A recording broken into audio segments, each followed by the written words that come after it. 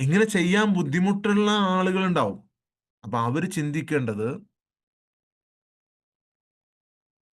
തൊട്ടടുത്തുള്ള, ഞാൻ എപ്പോഴും പറയാറില്ല, തൊട്ടടുത്തുള്ള പോലീസ് സ്റ്റേഷനിലെ CIയുടെ മുമ്പിലാണ് നിൽക്കണത് എന്നങ്ങ് വിചാരിച്ചാൽ മതി.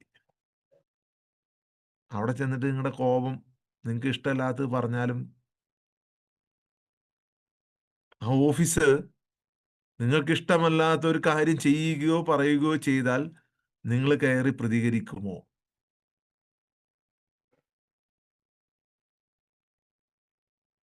അതുപോലെ പ്രതികരിക്കില്ല. പിന്നെ പ്രതികരിക്കണോ, നല്ല കുത്തും കൊള്ളും, ഇടിയും കൊള്ളും, അല്ലേ?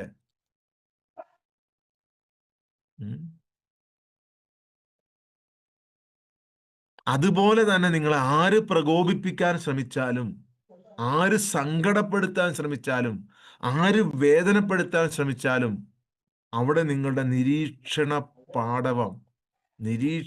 പാടവം നിരീക്ഷണ പാടവം നിങ്ങൾ പുറത്തെടുക്കണം.